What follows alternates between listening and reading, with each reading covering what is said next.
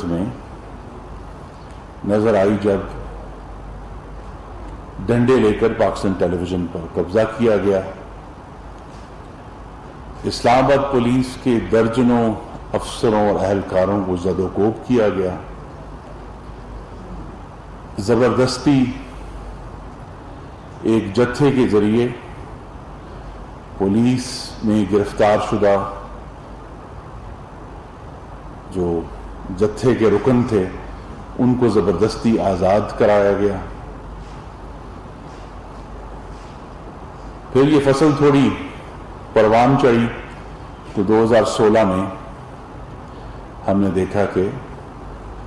حملہ کیا گیا پاکستان کے دارالخلافے پہ، جس سے اکتوبر 2016 کی بات کر رہا ہوں، جسے پھر اٹک پل پر روکا گیا اور پسپا کیا گیا. لیکن پھر یہ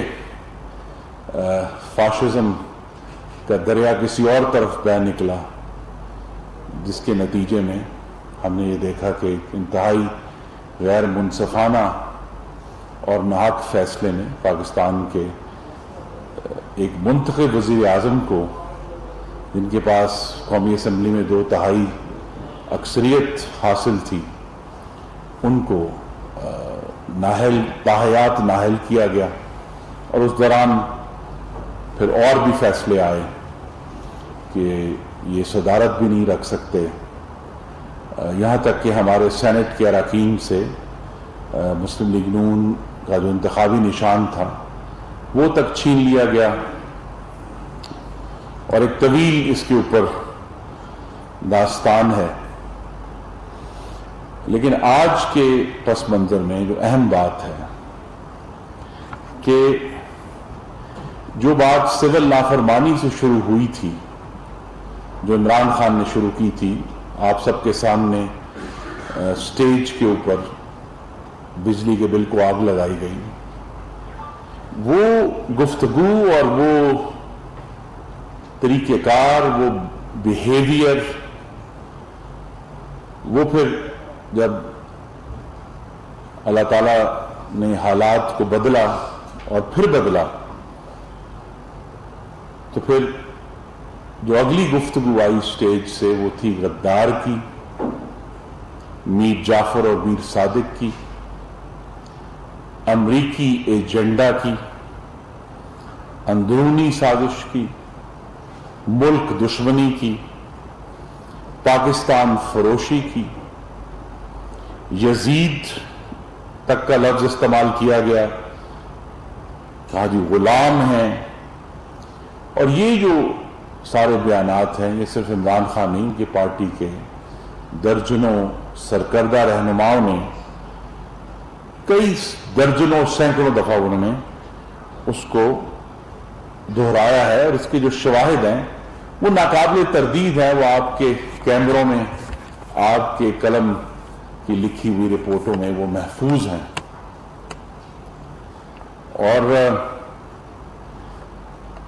اب جس مقصد کے لیے آج آپ کو زحمت دی گئی، یہ ہماری استدعا بھی ہے اور ہم اس پر عمل بھی کر دکھائیں گے. یہ جو وسیع البنیاد جمہوری حکومت ہے، غداری کا کارڈ کھیلنے نہیں دیں گے. پاکستان کی تاریخ میں نے اگر کوئی سبق دیا ہے وہ یہ ہے کہ غدار کا جس کو لقب دیا گیا ان میں سے بہت بڑی اور کثیر تعداد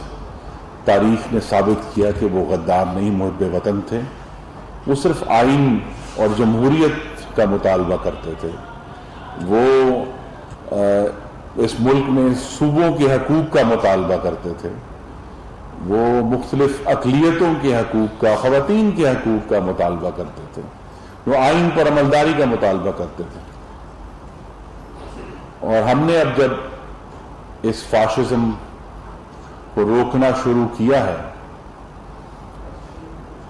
اور فتنے کو کچل دینے کا صرف اندیا دیا ہے، تو آپ نے دیکھا ہے کہ جو بے یقینی معیشت میں تھی وہ اب ختم ہونا شروع ہوئی ہے. روپے کی قیمت میں مستقل بہتری آ رہی ہے, اسٹاک ایکسچینج بھی بہتر ہو رہا ہے, اور یہ جو اب بہتری ہے آپ دیکھ رہے ہیں کہ جب بھی اس فتنے کا سامنا کرنے کا عمل آتا ہے یا اس پر کوئی ایسا واقعہ آپ کے سامنے پیش آتا ہے تو فوری طور پر ملک میں معیشت کی بہتری اور استحکام کی خبریں آتی ہیں. تو یہ جو وسیع البنیاد حکومت ہے جس کی سربراہی محمد شہباز شریف فرما رہے ہیں, جہاں ہم مستقل طور پر یہ کوشش کر رہے ہیں کہ پاکستان کے معاشی معاملات بہتر ہوں, پاکستان میں جو توانائی کا ایک بہت ہی ہمہ جہتی بحران ہے جس میں نہ صرف بجلی, اس کی قیمت, اس کی ٹیکسیشن, اس کی فیول پرائس ایڈجسٹمنٹس وہ سب شامل ہیں, لیکن ساتھ ساتھ پاکستان میں اس کو جمہوریہ بنانے کا مشن بھی اتنا ہی اہم ہے. پاکستان کے آئین پر عمل درآمد اور آنے والی نسلوں کو جو عمرانی فاشزم کی زہریلی فصل ہے اس سے بچانا بھی اتنا ہی اہم ہے. یہ جو آج ہمیں معاشی بحران نظر آ رہے ہیں, کچھ سے تو اب آپ کو معلوم ہے نمٹنے کا آغاز ہو گیا ہے, چاہے وہ روپے کی قیمت تھی, چاہے وہ جو ہمارے بیرونی اکاؤنٹس میں استحکام ہے وہ تھا. آنے والے دنوں میں آپ دیکھیں گے کہ مہنگائی میں بھی کمی آئے گی, جو قیمتیں بڑھنے کا جو رجحان ہے وہ بھی کم ہوگا. لیکن اگر ہمیں پاکستان میں رہنے والوں میں یہ اعتماد پیدا کرنا ہے کہ یہ ملک آنے والے کل میں آج سے بہتر ہوگا, تو یہ صرف معاشی معاملہ نہیں ہے, یہ جمہوریت کا معاملہ ہے. یہ پاکستان میں رہنے والے ہر مرد و عورت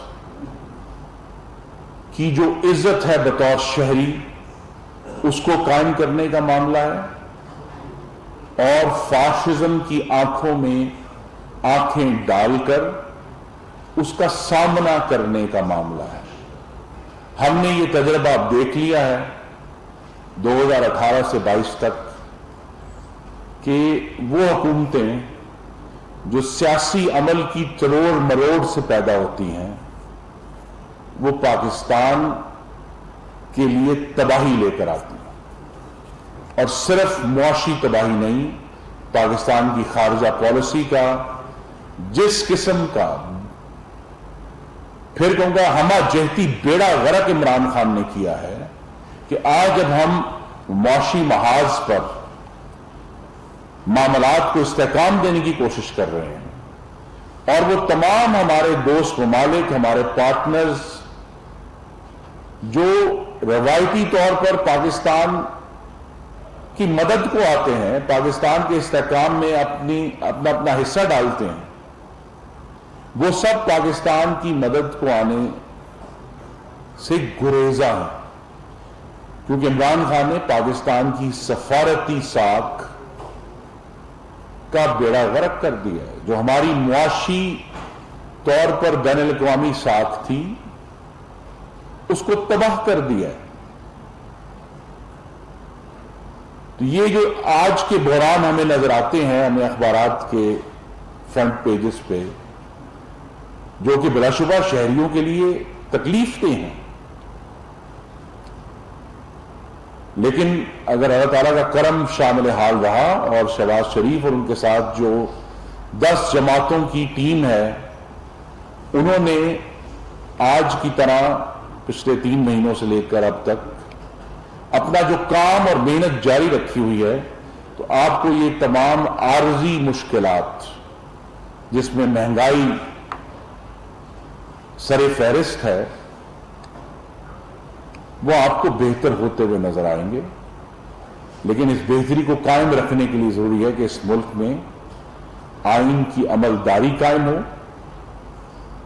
اور آئین کی عملداری قائم رکھنے کا یہ بھی حصہ ہے کہ پاکستان کی ریاست میں جو ادارے ہیں ہماری حفاظت کے، ہماری سیکیورٹی کے، وہ جب اپنے پیشہ ورانہ فرائض انجام دے رہے ہوں تو ان کو لام تام نہ کیا جائے۔ بہت فرق ہے آئین کی عملداری کا مطالبہ کرنے میں اور ان شہیدوں کو لعن طعن کرنے میں جو بلوچستان کے شہریوں کی مدد کے لیے جا رہے تھے۔ اور جس طرح میں نے یہ کہا کہ جب آپ غلام کہیں گے، میر جعفر کہیں گے، میر صادق کہیں گے، اور پھر یہ باتیں صرف لیڈروں کی تقریروں تک محدود نہیں ہوتی، آپ کو معلوم ہے کہ یہ پھر عوامی مجمعوں میں ان کے نعرے لگے ہیں۔ آج کی وسیع البنیاد جمہوری حکومت ان جماعتوں پر مشتمل ہے جنہوں نے آئین کی عملداری کا مطالبہ کیا تھا، جنہوں نے یہ کہا تھا کہ ادارے اگر اپنے آئینی رول میں محدود رہیں تو ہمیں ان سے زیادہ معتبر اور عزیز کوئی چیز نہیں، لیکن اداروں کا جو غیر آئینی عمل ہے اس پر ہم نے پہلے بھی تنقید کی تھی، اور اب جبکہ ہمیں اس میں اس غیر آئینی عمل میں کمی نظر آ رہی ہے، ہم اپنی کمٹمنٹ پر قائم ہیں، لیکن ان تمام جمہوری جماعتوں نے ماضی میں جو بھی تنقید کی ہے، جس قسم کا زہر عمرانی فاشزم نے پھیلایا ہے سوشل میڈیا کے ذریعے، خود ان کے لیڈران کی تقریروں میں، حالیہ آپ نے ٹیلی ویژن پر باقاعدہ بغاوت کی دعوت دیتے ہوئے لوگوں کو سنا ہے، یہ قابل قبول نہیں ہے، یہ آزادی اظہار نہیں ہے، یہ جمہوری تنقید نہیں ہے، یہ ایک فاشسٹ جتھے کی طرف سے جس کو غالباً غیر آئینی مدد کی عادت ہو گئی تھی، جب وہ ان کو اویلیبل نہیں ہے، مہیا نہیں ہے، تو وہ ہر قسم کا زہر جو ہے وہ پاکستان کے اداروں پر پھینک رہے ہیں۔ ہمیں اس ملک کو اپنی آنے والی نسلوں کے لیے مستقل بنیادوں پر جمہوری بنانا ہے، اور جمہوریت کبھی بھی مکمل نہیں ہوتی، یہ ایک مستقل عمل ہے جس کے لیے پاکستان کی سیاسی جماعتوں نے اور پاکستان کے شہریوں نے مل کر چاروں صوبوں میں، گلگت بلتستان میں، آزاد جموں کشمیر میں اپنا کام کرنا ہے۔ لیکن اگر ایک ایسی جماعت یہاں پیدا ہو گئی ہے جو اپنی زہریلی زبان سے جو حد تک عزت، حد تک آئین کی مرتکب ہے، تو اس پر حکومت نے سخت ایکشن کا آغاز کیا ہے اور ہوگا۔ ہمیں پاکستان کے آئین میں درج جو بنیادی حقوق ہیں، اظہار رائے کی آزادی ہے، اس کی حفاظت بھی کرنی ہے۔ کچھ دن پہلے تک تو آپ کو معلوم ہے کہ اسی شہر میں صحافیوں پر گولیاں چلی تھیں،